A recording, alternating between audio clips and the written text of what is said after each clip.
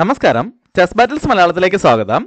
ഇന്നത്തെ വീഡിയോയിൽ ഏറ്റവും ഫേമസ് ആയിട്ടുള്ള ഒരു ചെസ് ട്രാപ്പാണ് കാണിക്കാൻ പോകുന്നത്. ഇത് 1910 റിച്ചാർഡ് റെട്ടിയും ടാറ്റ കോവറും തമ്മിൽ നടന്ന ഒരു ഗെയിമാണ്. നമ്മളിതൊരു പരീക്ഷണ വീഡിയോ ആയിട്ടാണ് ഉപയോഗിക്കുന്നത്. അതായത് നമ്മൾ ഇന്നലത്തെ വീഡിയോയിൽ സ്ക്രീനിൽ ചെറിയൊരു പരീക്ഷണം നടത്തിയിരുന്നു. ഇന്നലെ അഭിപ്രായം പറഞ്ഞ എല്ലാ കൂട്ടുകാർക്കും വളരെയധികം നന്ദി. ഇനി ഈ സ്ക്രീനിനെ കുറിച്ചുള്ള അഭിപ്രായം തീർച്ചയായിട്ടും കമൻറ്റ് ചെയ്യുക. വൈറ്റ് E4 മൂവ് കൊണ്ട് ഗെയിം സ്റ്റാർട്ട് ചെയ്യുന്നു. ബ്ലാക്ക് C6 മൂവ് ചെയ്യുന്നു. കാരോക്കൺ ഡിഫൻസ് ആണ്. വൈറ്റ് D4 മൂവ് ചെയ്യുന്നു. ബ്ലാക്ക് D5 മൂവ് ചെയ്തുകൊണ്ട് ഒരു പോൺ എക്സ്ചേഞ്ച് ഓഫർ ചെയ്യുന്നു. എന്നാൽ വൈറ്റ് ഇപ്പോൾ ആ എക്സ്ചേഞ്ച് ഓഫർ അക്സെപ്റ്റ് ചെയ്യുന്നില്ല.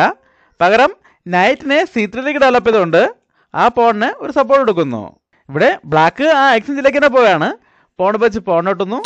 വൈറ്റ് നൈറ്റ് വെച്ച് തിരിച്ചു കിട്ടുന്നു. ബ്ലാക്ക് ഇവിടെ വീണ്ടും ഒരു എക്സ്ചേഞ്ചിന് ശ്രമിക്കുകയാണ്.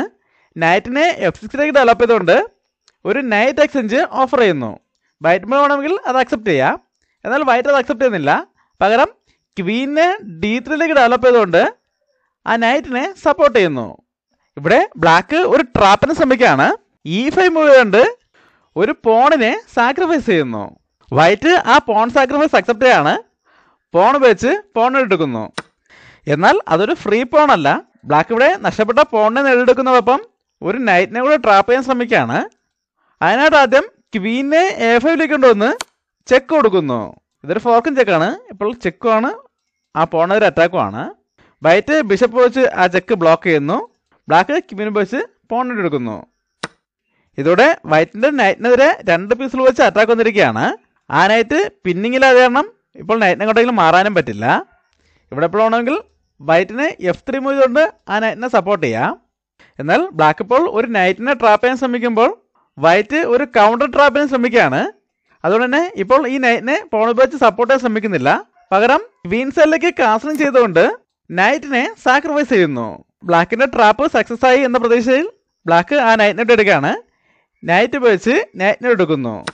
ഇതോടെ ബ്ലാക്കിന് ഒരു നൈറ്റ് പൂർണ്ണമായും ലാഭം കിട്ടിയിരിക്കുകയാണ്. ഇനി ആ നൈറ്റ് വെച്ച് ഇങ്ങനൊരു ഫോർക്കിനുള്ള സാധ്യതയുണ്ട്. ഇവിടെ ഇപ്പോൾ സാധാരണഗതിയിൽ റൂക്ക് വെച്ച് ആ നൈറ്റിനെ പിൻ ചെയ്യാം എന്നാകും എല്ലാവരും ചിന്തിക്കുന്നത്. എന്നാൽ വൈറ്റിൻ്റെ ഭാഗത്തു നിന്നും ഒരു ഷോക്കിംഗ് മൂവാണ് വരുന്നത്. വൈറ്റ് ഇവിടെ ഒരു സാക്രിഫൈസ് കൂടെ ചെയ്യാണ്.